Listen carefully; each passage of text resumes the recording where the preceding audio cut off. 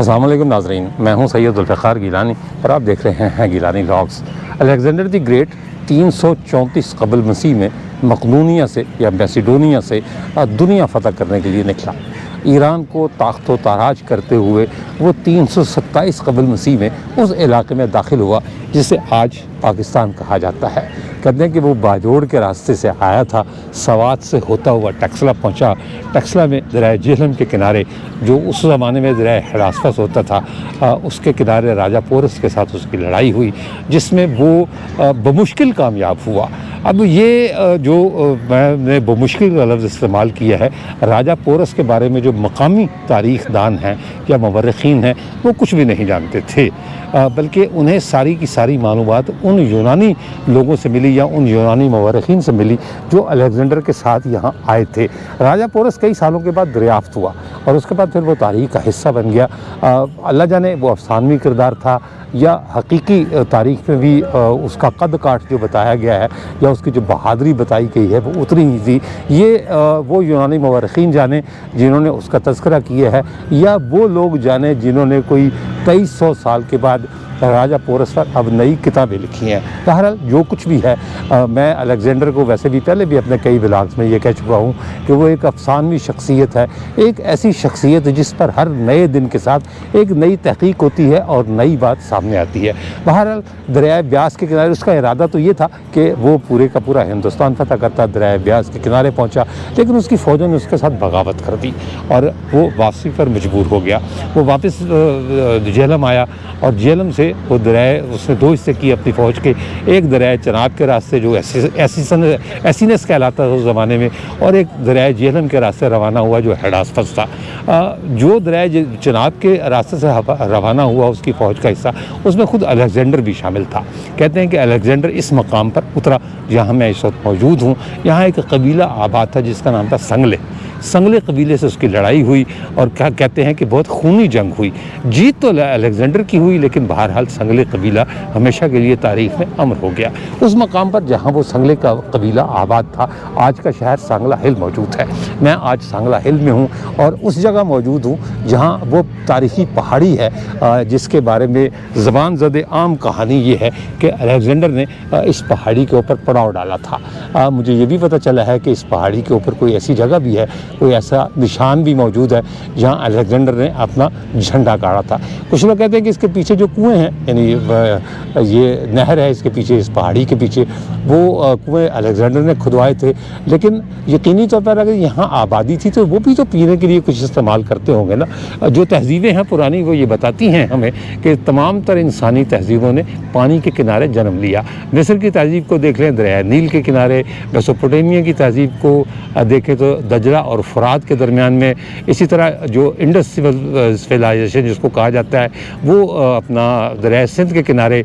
China की तहजीब चौथी कदीम तरीन तहजीब है, उसने दरिया जर्द या दरिया यांगहू के किनारे जन्म लिया। तो यकीनी तौर पर अगर संगले कबीला यहाँ रहता होगा तो उन्होंने पानी का भी कोई बंदोबस्त किया होगा और पानी जो है वो उसके लिए कुएँ खोदे होंगे। तो अगर अलेक्जेंडर ने नहीं खुदवाए वो कुएँ तो यकीनी तौर पर उन कबीले वालों ने खुदवाए होंगे जिससे अलेक्जेंडर ने और उसके फ़ौजियों ने पानी पिया। जब अंग्रेज़ यहाँ आए, ये सांगला टिब्बा था, अंग्रेज़ों ने चूँकि पहाड़ी को हिल कहते हैं, उन्होंने टिब्बे की जगह हिल लगा दिया और ये सांगला हिल बन गया। कहते हैं कि ये पहाड़ी 5-6 किलोमीटर लंबी थी।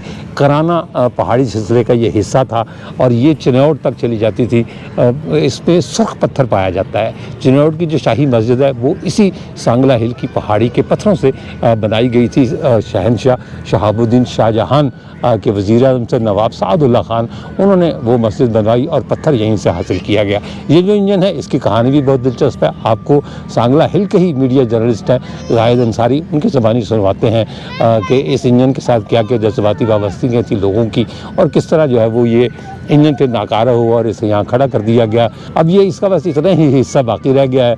इसकी खुदाई पर और ब्लास्टिंग पर पाबंदी आयद की जा चुकी है और अब ये एक पिकनिक पॉइंट है। महकमा आसार कदीमा ने इसे डेवलप किया है। इसके जो है वो चारों तरफ पार्क है, साथ एक छोटी सी झील है जिसके बारे में जो कहानी है वो तो ये है जी कि वो किसी देवता का आंसू है, लेकिन ऐसा नहीं है। ये मसनूई झील है जो बनाई गई थी इस पार्क को खूबसूरत बनाने के लिए।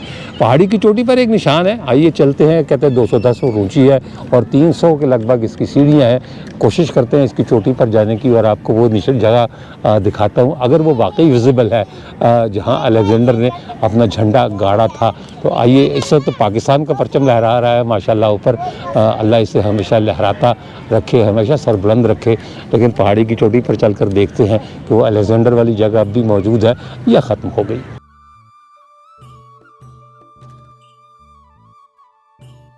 विरसा और तारीख़ हमारी माजी की चीज़ें हैं, लेकिन अफसोस की बात यह है कि ये माजी हमारा मिटता चला जा रहा है। मेरी कोशिश ये है कि मैं नई नस्ल को वो सब कुछ दिखा दूं, या जब कम से कम जो मेरी इस्तात में है तो मैं सारा कुछ दिखा दूं जो अब सफ़ाए हस्ती से या तो मिट गया है या मिटने वाला है। मैंने अपने किसी ब्लॉग में कहा था कि जो कुछ मैं देख कर जा रहा हूँ वो शायद आने वाली नस्ल नहीं देखेगी। तो यूँ समझ लें कि व्लॉगिंग मेरा पेशा तो है, लेकिन इसके साथ साथ मेरा मिशन है। मैं अपने नाजरीन से, आप दोस्तों से दरख्वास्त करता हूँ कि इस मिशन में मेरा साथ दीजिए। मैं बहुत दूर दूर सफ़र करता हूँ, उस पर अखराजात होते हैं। यूट्यूब से मुझे उतने पैसे नहीं मिलते, हालांकि बाद लोग मुझे ताना देते हैं कि जी यूट्यूब से तुम लाखों रुपए कमाते हो और फिर भी हमसे मांगते हो। यूट्यूब से लाखों रुपए वो कमाते हैं जो फुहश और लच्चर ब्लॉग करते हैं, फैमिली ब्लॉग्स के नाम पर। कोई ऐसा शख्स है जो कोई तामीरी काम कर रहा है। तो अगर आपको कौम का, नई नस्ल का थोड़ा सा भी दर्द है तो मेरे साथ मिलकर चलें, मेरे हाथ में हाथ डालकर चलें, मेरे मिशन में मेरा साथ दीजिए। इस वीडियो की डिस्क्रिप्शन में और पहले कमेंट में मैंने अपने अकाउंट नंबर दिए हैं। जिसकी जितनी इस्तात हो वो मेरी मदद करे ताकि मैं इस मिशन को लेकर चल सकूं और अपनी नई नस्ल को अपने विरसे से और तारीख से रोशनास कर सकूं। जो मेरा माली तौर पर साथ नहीं दे सकते, जाहिर सी बात है बहुत से लोग ऐसे हैं जो इस काबिल नहीं हैं कि मेरी माली एआनत करें। उनसे दरख्वास्त है कि मेरे लिए दुआ कर दें। आपका बहुत शुक्रिया। ये हैं अलीम तबस्सुम साहब, नवाज़ तबस्सुम साहब के साहबजादे, जो यहाँ यहाँ मेज़बान भी हैं। और उनके दूसरे साहबजादे वसीम ताहिर उनका नाम है, वो भी मेरे मेज़बान हैं। और ये आपने अपना क्या नाम बताया? मेरा नाम ज़ियाउल मुस्तफ़ा। ये दोनों नौजवान मेरे साथ चल रहे हैं जी पहाड़ी पर। हम एक एडवेंचर करने जा रहे हैं। देखते हैं कि मैं रास्ते में कितनी दफ़ा बैठता हूँ। ये तो नौजवान है, ये तो हो सकता है कि एक ही उसमें 210 सीढ़ी, कितनी सीढ़ी है इसकी? इसकी पौने 400 सीढ़ियाँ जी इसकी, 375। तो हम चल रहे हैं आहिस्ता आहिस्ता, सीढ़ियाँ चढ़नी शुरू करते हैं। मैं सीढ़ियों पर कहीं किसी जगह रुक कर आपसे बात करूंगा और बताऊंगा कि मैंने कितनी सीढ़ियाँ चढ़ ली हैं या कितना को फासला रह गया है। और ऊपर चलकर फिर देखते हैं कि अलेक्जेंडर की जो कहानी है या उसकी जो निशानी है वो अब भी मौजूद है या नहीं है। आइए सीढ़ियों तक तो चलते हैं, फिर सीढ़ियों पर पहुंचकर मैं कैमरा कर दूंगा बंद। उसकी वजह है कि फिर या तो मेरी सांसें होंगी या फिर मैं बोल सकूंगा, दोनों में से कोई एक चीज़ होगी। ये अब खूबसूरत पार्क बना हुआ है, इसके पहाड़ी के बिल्कुल दामन में झील है, छोटी सी झील, एक आंसू की तरह की, उसे बनाया गया है ताकि जो लोग यहाँ आते हैं पिकनिक मनाने के लिए वो ज़रा माहौल से लुत्फ़अंदोज़ हो सके। लोगों ने उसे किसी देवता का आंसू बना दिया, ऐसा कुछ नहीं है, किसी देवता का आंसू नहीं है ना, ये हिंदुओं का पवित्र स्थान था, ये पहाड़ी थी जहाँ से पत्थर काटा जाता था, बस इतनी सी बात है। ये उसका नीचे का हिस्सा, वो झील वो नज़र आ रही होगी, यहाँ से आपको लोग कश्तियाँ उसमें चला रहे हैं, कश्ती चलती है, मैं आपको करीब से भी दिखाऊंगा। लेकिन पहले हम वो मार्ग का सर कर लें जिसके लिए हम चले हैं। ये पहाड़ी की चोटी, दरमियान में कहीं आपसे बात करता हूँ। रास्ते में मैं एक जगह थक कर बैठ गया हूँ, पहले भी 2 दफ़ा तो मैं सांस ले चुका हूँ, ये तीसरी मरतबा है। ये मेरे साथ के जो नौजवान हैं इन्होंने तो बैठने की भी जहमत नहीं की। ये कहते हैं जी कि हम तो ये देखें जी, कहते हैं कि हम तो इधर से भी जो है वो चढ़ कर आए हुए हैं, जब मज़ीद जवान थे, या आप नौजवान कह सकते हैं। तो मैंने कहा बेटा जब हम भी जवान थे तो हम भी ये सब कुछ शायद करते हो, अब नहीं होता। अब मुझे वो दिलासा दे रहे हैं कि सर नज़दीक ही है, वो ऊपर परचम लहरा रहा था, वो आपको दिखाई दे रहा होगा, वहाँ तक हमने जाना है। चलते हैं इंशाअल्लाह ताला। वालेकुम अस्सलाम। माशाल्लाह लोग आते हैं जी, और हमारी तरह जो जवानी जिनकी थोड़ी सी भी ढल जाती है उन्होंने बैठना ज़रूर है एक दफ़ा। तो यहाँ बैठे हुए हैं, अब आगे की इंशाल्लाह मज़ीद करते हैं हिम्मत। रास्ते में 2 दफ़ा सांस लेने के बाद मैं बिलाखिर सांगला हिल की चोटी तक पहुँचने में कामयाब हो गया हूँ। यहाँ एक साहिबान बनाया गया है ताकि जो लोग चोटी पर आएँ वो थोड़ी देर सुकून की सांस लें, साए में बैठ सकें। हवा ठंडी है यहाँ पर, अगर नीचे हवा नहीं भी है तो कम से कम यहाँ जब आएंगे तो आपको तेज़ हवा का एहसास होगा, यानी जितनी आपकी थकन है, पसीना है जो आया हुआ है, वो आपको यहाँ आकर ख़त्म हो जाएगा। शहर का नज़ारा यहाँ से बहुत खूबसूरत है, ना सिर्फ शहर बल्कि दाएं बाएं के सारे इलाके यहाँ से बखूबी देखे जा सकते हैं। ये नए टाउन बन रहे हैं सांगला हिल के, क्योंकि अब आबादियाँ फैल रही हैं, अर्बनाइजेशन हो रही है, पुरानी बस्तियों से निकलकर लोग नए इलाकों की तरफ रुख कर रहे हैं। ये इधर एक शुगर मिल है, और अगर मैं इधर करूँ तो ये नीचे जो आपको बसें खड़ी दिखाई दे रही हैं, ये सांगला हिल का स्टैंड है। यहाँ से फैसलाबाद, लाहौर और शाहकोट, खुरनावाला जो करीब करीब के इलाके हैं, वहाँ तक के लिए गाड़ियाँ चलती हैं। ये हिल पार्क जैसे नज़र आ रहा होगा, ये पार्क का नज़ारा, नीचे इंजन, जो तारीखी इंजन जो यहाँ से बैलेस्ट लेकर जाया करता था, यानी पत्थर लेकर जाया करता था, ये वो खड़ा है। ये चट्टानें हैं और इस तरफ झील है, वही झील जिसे कहा जाता है कि जी ये किसी देवता का आंसू है जो उसने बहाया था और यहाँ गिर गया और फिर ये झील बन गई। मैंने बताया ना आपको कि ऐसा कुछ नहीं है, ना ये हिंदुओं का पवित्र स्थान था और ना ये झील किसी का आंसू है, बल्कि ये मसनूई झील है जो जब इस पार्क को डेवलप किया गया, हिल पार्क को, तो फिर ये लोगों की दिलचस्पी के लिए बनाई गई। एक चीज़ जो मैं यहाँ ढूंढता रहा या जिसके लिए मैं ख़ास तौर पर ऊपर आया था, शायद ना आता, मुझे बताया गया था या मुझे पता चला था कि यहाँ उस झंडे का निशान है जो अलेक्जेंडर ने गाड़ा था, तो घड़ा है। अब मुझे घड़ा कोई ऐसा नज़र नहीं आ रहा जिसके बारे में मैं हतमी तौर पर या अंदाजे से ही ये कह सकूँ कि यहाँ झंडा लगाया होगा। 2300 साल बीत गए, तो 2300 साल के बाद वो घड़ा भर गया होगा।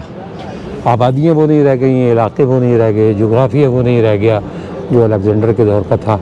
तो एक छोटा सा गढ़ा, उसने कहाँ सलामत रहना था। ये सीढ़ियों का मंज़र, एक आराम करने की जगह यहाँ बनी हुई है, एक वो नीचे बनी हुई है। मैंने वहाँ भी बैठकर कुछ देर आराम किया और नीचे से जाते हुए वो जो नीचे एक जगह आपको दिखाई दे रही है, पहले वहाँ बैठा, फिर दरम्यान में रुका, वहाँ बैठा, यहाँ नहीं बैठा, यहाँ से मैं ऊपर आ गया। डॉक्टर साहिबान जो मेरे आर्थोपेडिक सर्जन्स हैं, उन्होंने मुझे बड़ी सख्ती से सीढ़ियाँ चढ़ने से मना किया हुआ है। ये मैं कई अपने ब्लॉग्स में पहले भी कह चुका हूँ कि जी वो कहते हैं कि सीढ़ियाँ मत चढ़ो, बल्कि वो तो मुझे कहते हैं कि नमाज भी कुर्सी पर बैठ कर पढ़ो। तो मैंने चंद दिन तो पढ़ी, 10, 12, 15 दिन, उसके बाद मुझे पता ही ना चले कि रुकू कब होता है तो सजदा कैसे होता है।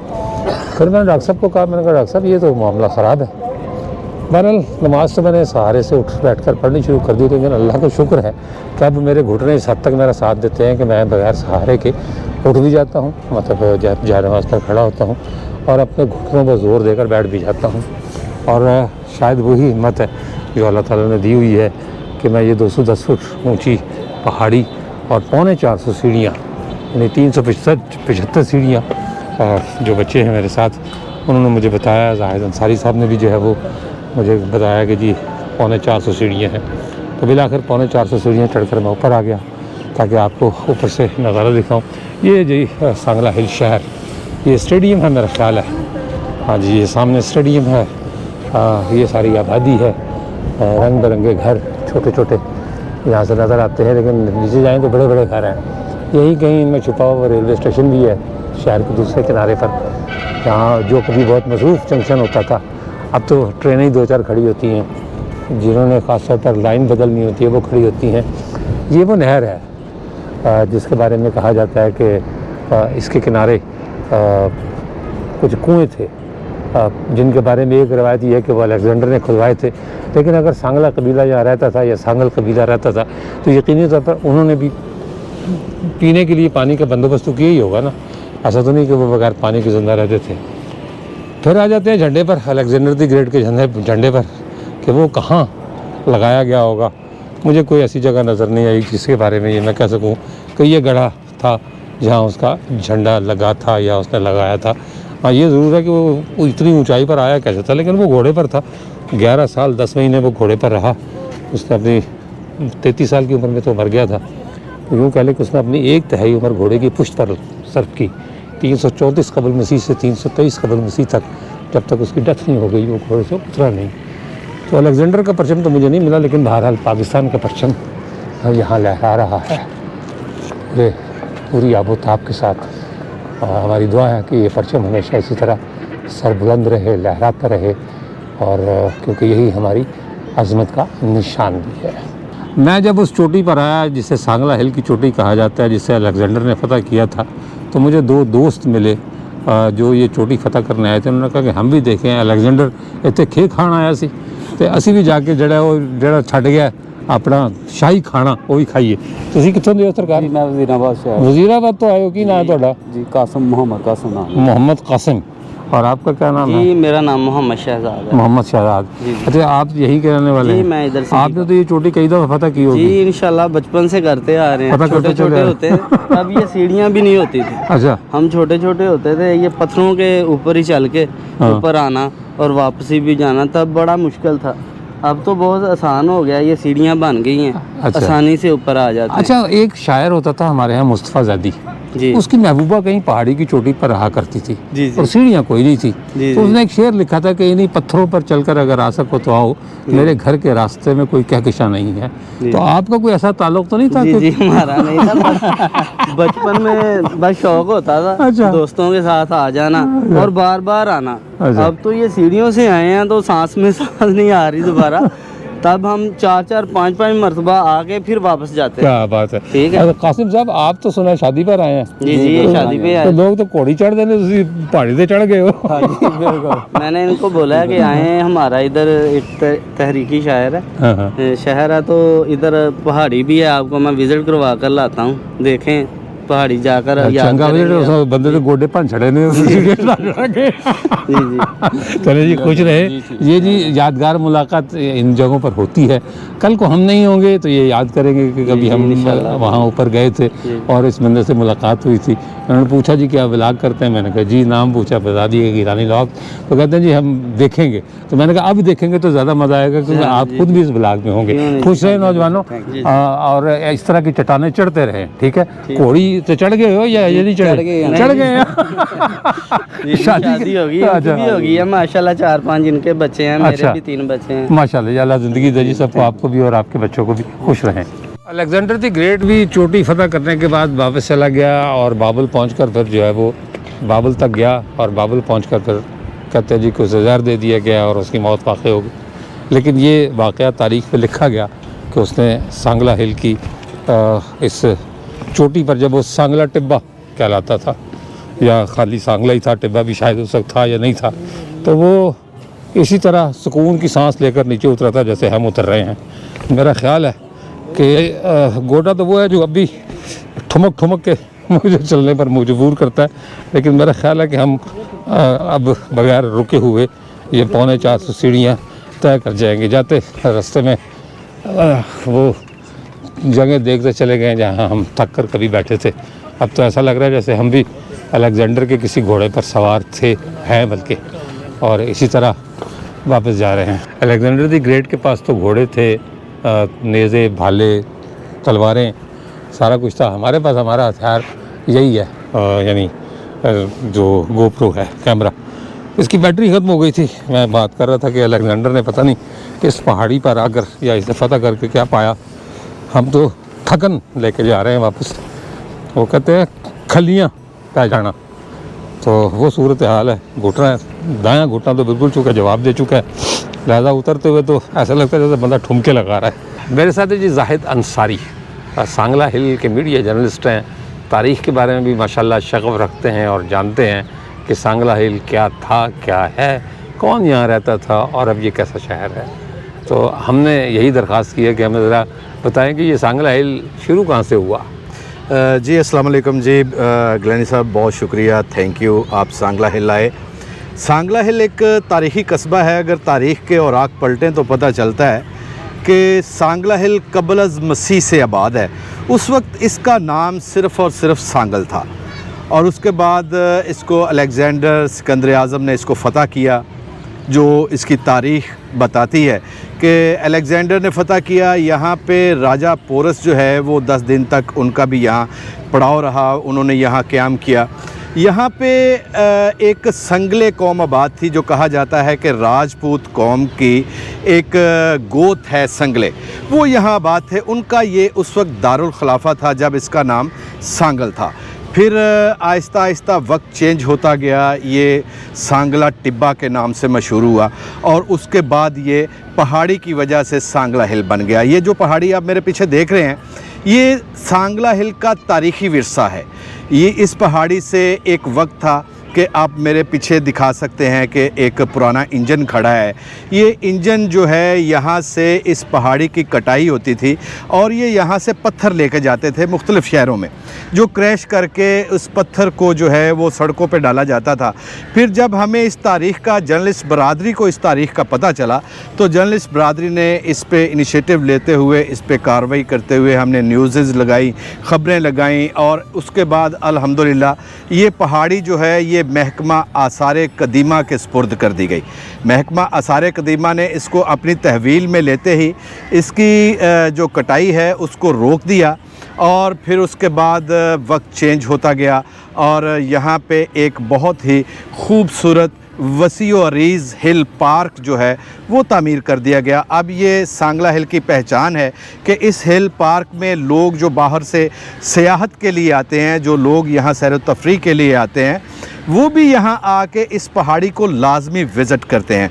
मैं कहता हूँ कि सांगला हिल में हर आने वाला बंदा जो है उसकी पहली प्रायोरिटी जो होती है वो ये होती है कि वो सांगला हिल की ये तारीख़ी पहाड़ी जो है वो देखना चाहते हैं। यहाँ मैं एक बात और आपको वाज़े कर दूं कि इस पहाड़ी की जो बुलंदी है वो इस वक्त 210 फीट है और इस पहाड़ी पे आज भी अलेक्जेंडर के लगाए हुए झंडे के जो हैं वो निशानात मौजूद हैं और जो यहाँ सियाहत के लिए आते हैं लोग, वो इस पहाड़ी पे जाते हैं, इस पहाड़ी के ऊपर चढ़ते हैं। अल्हम्दुलिल्लाह अब इस पहाड़ी के ऊपर जाने के लिए यहाँ सीढ़ियाँ बना दी गई हैं और लोग जो हैं वो एंजॉय करते हैं। यहाँ पे खूबसूरत पार्क है, यहाँ पे खाने पीने की अशिया हैं, बच्चे आते हैं शाम को सैर करने के लिए, सुबह को सैर करने के लिए।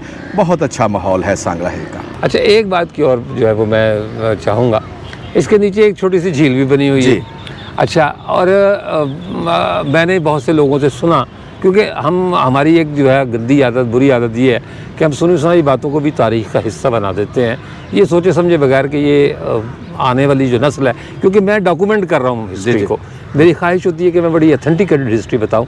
वहाँ मसलन उन्होंने कहा कि जी ये जो झील है ये उनकी किसी देवता का आंसू था जो अपनी पत्नी के जो है वो सोग में बहाया गया था। हालांकि वो आंसू जो है वो कटास राज की झील के बारे में है, इस झील के बारे में नहीं है। हाँ जी, और ये जो पीछे पहाड़ी है ये कोई पवित्र स्थान हुआ करता था हिंदुओं का। देखें, ये आप तारीख़ उठा के देखें, किसी भी शहर की तारीख़ उठा लें, किसी भी कस्बे की उठा लें, वहाँ पे लोग जो है वो घर बनाते थे जहाँ पानी मुयस्सर होता था, पानी होता था, हरियाली होती थी, खेत खलियान होते थे, वहाँ पे जाके आबादी बनती थी। हाँ, तारीख़ के हवाले से अगर मैं देखूँ तो ये बताया जाता है कि इस पहाड़ी के करीब एक झील मौजूद थी जिसकी वजह से वो संगलाख कबीला जो था वो यहाँ संगले कबीला आबाद था, वहाँ से वो पानी लेते थे। हाँ, इसके साथ साथ इस पहाड़ी के गिर्द एक खूबसूरत फसील भी थी। इस पहाड़ी के गिर्द तकरीबन 7 से 8 कुएँ थे जो खोदे गए थे, जहाँ से वो लोग पानी पीते थे। जाहिर है ये एक कौम का दारुल खिलाफा था और यहाँ पे उस वक्त हर चीज़ की फैसिलिटी थी। ये अलग से बात है कि इसके बाद फिर यहाँ पे एक नहर है जो बिल्कुल हिल पार्क के चंद कदम के फासले पे है, वो भी बहुत खूबसूरत एक तफरीह गाह भी है और वो बड़ा अच्छा पानी है, उसका मीठा पानी है। आज भी सांगला हिल के लोग जो हैं वो उन्होंने अपनी मदद आपके तहत नहर के किनारे पे नल लगाए हुए हैं, वहाँ से पानी पीते हैं। मीठा पानी है, खूबसूरत पानी, मीठा ज़बरदस्त। लेकिन हिंदुओं का स्थान होने वाली बात। लेकिन ये हिंदुओं का यहाँ पे कोई ऐसा जो है वो हमें नहीं मिलता। हाँ, यहाँ पे अगर हम तकरीबन कोई 10 किलोमीटर बाहर निकल जाएं तो वहाँ जाके हिंदुओं की कुछ मड़ियाँ और कुछ उनके जो है ना स्थान वगैरह वो वहाँ मिलते हैं। यहाँ सांगला हिल की आबादी में कुछ है सर। आपका एक कस्बा भी है मड़ बलोचा के? बहुत जी जी, नज़दीक भी है। सांगला हिल को इस वक्त तकरीबन 100 से ज़ायद गांव हैं जो सांगला हिल को लगते हैं, और उन गांव में से ही लोग सुबह सुबह आते हैं और शाम तक यहाँ मेहनत मजदूरी भी करते हैं और यहाँ से शॉपिंग भी करते हैं। और मैं समझता हूँ कि सांगला हिल का अगर सांगला हिल कारोबार अगर चल रहा है कोई, तो वो उन गाँव की वजह से है, वो लोग जो डेली की बुनियाद पे यहाँ पे आ रहे हैं। अच्छा जाहिद साहब, ये जो इंजन यहाँ रखा हुआ है, ये इसकी भी मैंने कुछ सुना है कि तो कोई तारीख़ है, कोई किसी की जज्बाती वाबस्तगी भी बताते हैं। आपके नॉलेज में है कोई ऐसी बात? जी जी बिल्कुल शाहजी, ये जो इंजन खड़ा है ये इसकी तारीख़ अगर देखें तो ये है कि ये इंजन जो पहले होते थे ना कोयले से चलने वाले इंजन, ये कोयले से चलने वाला इंजन है। इस पहाड़ी की बैक पे रेलवे ट्रैक है जिस पे ये इंजन बोगियां लेके आता था, और इस पहाड़ी की जो कटाई होती थी यहाँ से पत्थर लेके जाता था। और जैसे ही इस इंजन को चलाने वाला बंदा जिस तरह रिटायर्ड हुआ, ये इंजन भी रिटायर्ड हो गया, इसकी मियाद भी पूरी हो गई, ये यहीं पे खड़ा रह गया। और उसके बाद जब ये महकमा सारे कदीमा वाले यहाँ पे आए हैं, उन्होंने इस पहाड़ी को अपनी तहवील में लिया है, तो फिर ये इंजन जो है उन्होंने सोचा कि क्यों ना इस पार्क में खूबसूरती के लिए, लोगों की जाज़बियत के लिए जो है ना वो यहाँ पे खड़ा कर दिया जाए। वो यहाँ पे इंजन को खड़ा कर दिया गया। लेकिन इस इंजन की एक जो दिलचस्प बात है वो ये है कि इस इंजन को चलाने वाला जो बंदा था वो जब रिटायर्ड हुआ, इंजन यहाँ खड़ा हो गया, उसकी रग़बत कुछ इस तरीके से इसके इंजन ये, बल्कि मैं ये कहूँगा कि ये इंजन उसकी आदत में शामिल हो चुका था। वो डेली आते यहाँ पे आके मौसूफ़ इस इंजन की सफाई करते, इस इंजन को कपड़ा मारते, को 3-4 घंटे का वक्त जो है यहाँ गुजार के तो फिर वो जाते थे। तो एक दिन ऐसा हुआ कि जब वो ऑफिसर्स यहाँ महकमा सारे कदीमा वाले आए, यहाँ विज़िट पे थे, तो वो बंदा अपनी रूटीन के मुताबिक इस इंजन पे मौजूद था। तो उन्होंने, एक ऑफिसर ने उसको आवाज़ दी, बुलाया, भाई यहाँ क्या कर रहे हो? उसने बताया कि जी ये इंजन जो है मैं इसको चलाता रहा हूँ। अब उन्होंने देखा, उन्होंने कहा जी बाबा जी तुसी रिटायर्ड हो गए हो? जी मैं रिटायर्ड हो चुका हूँ। उन्होंने कहा जी इंजन भी रिटायर्ड हो गया, उन तुसी नहीं आना आज तो बाद। वो बाबा जी घर चले गए बड़े अफसरदा से। अब उनके एक भाई थे तुफ़ैल अज़ीं, अल्लाह उन्हें गरीक़े रहमत करे, बहुत खूबसूरत शायर थे, तो उनका ताल्लुक़ जो है वो किला सतार शाह से था।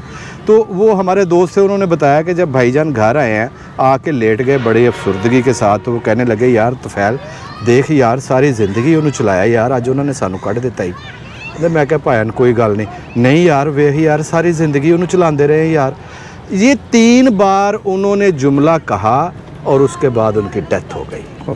तो फैल साहब कहते हैं कि उस दिन मैं यतीम हो गया कि वो मेरा भाई सिर्फ़ इस वजह से मर गया कि ये इंजन उनकी आदत में इस कदर शामिल हो चुका था कि यहाँ से निकाले जाने का दुख वो बर्दाश्त ही नहीं कर सके।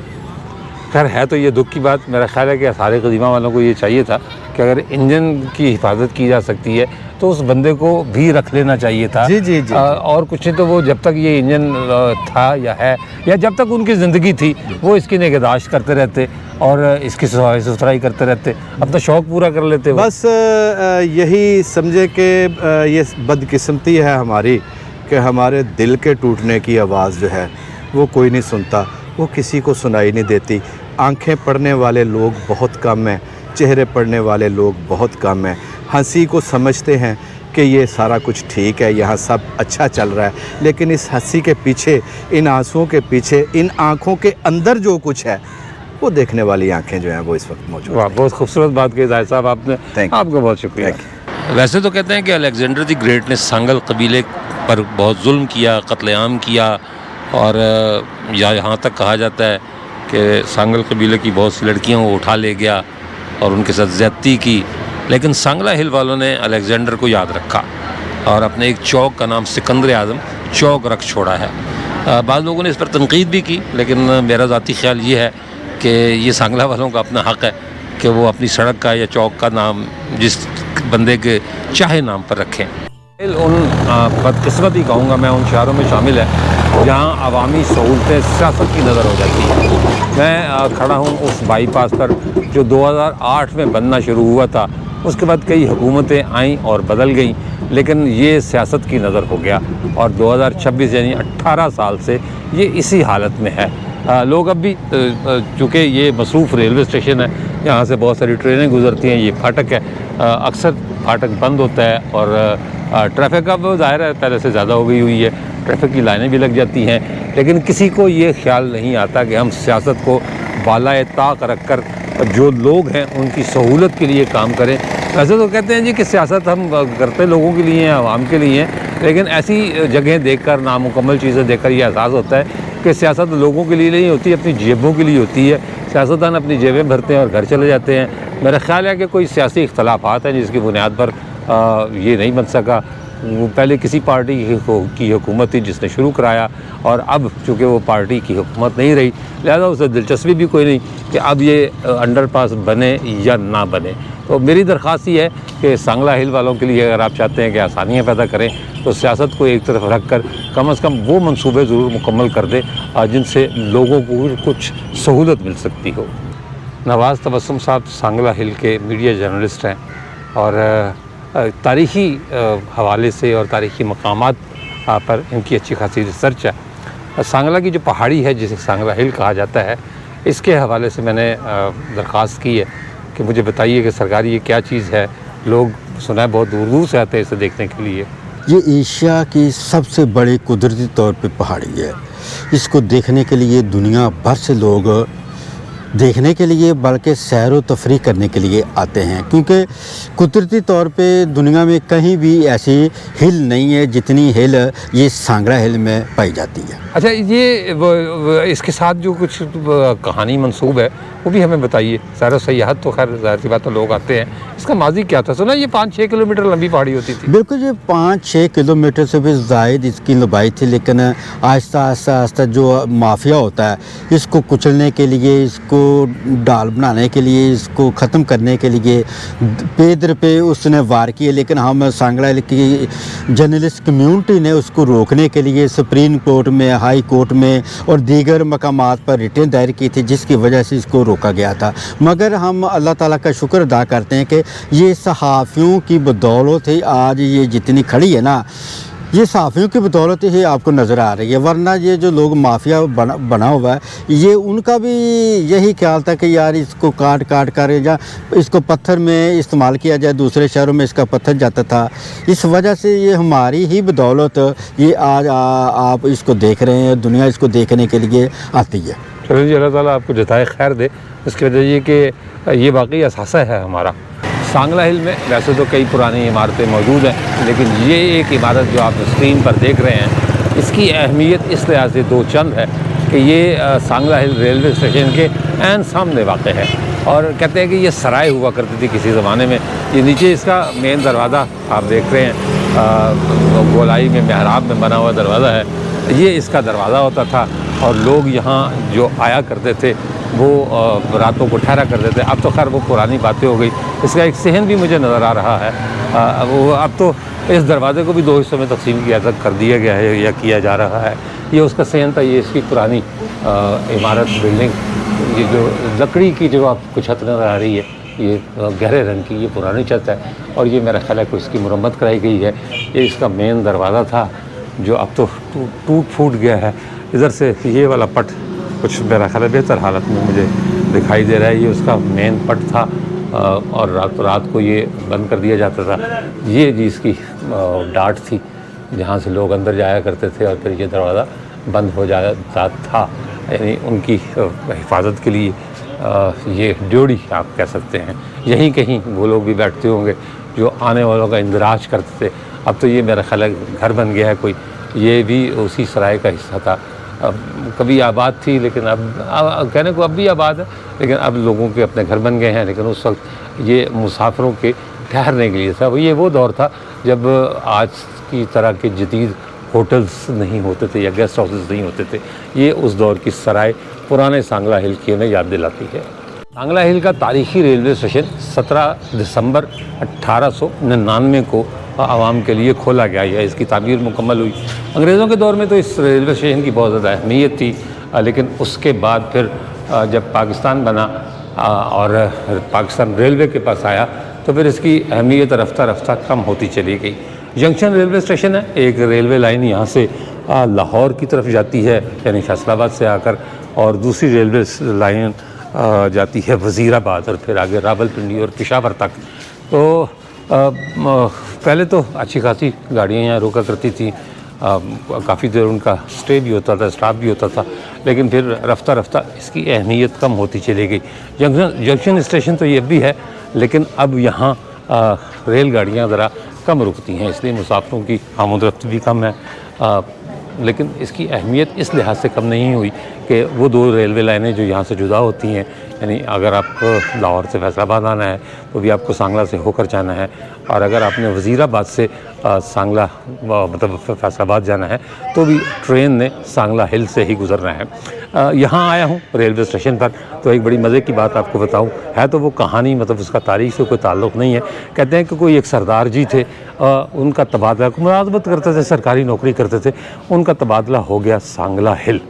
वो बड़े खुश हुए, उन्होंने कहा कि यार ये तो मैं पंजाब की गर्मी में मर गया और ये कोई हिल स्टेशन मुझे लगता है जहाँ मैं जाऊँगा तो कुछ सुकून की सांसें ले सकूँगा, ठंडी ठंडी हवाएं आएंगी, बर्फ़बारी भी हो सकती है और मौसम बड़ा खूबसूरत रहेगा, बादल रहेंगे और ज़रा मज़े की ज़िंदगी जिएंगे।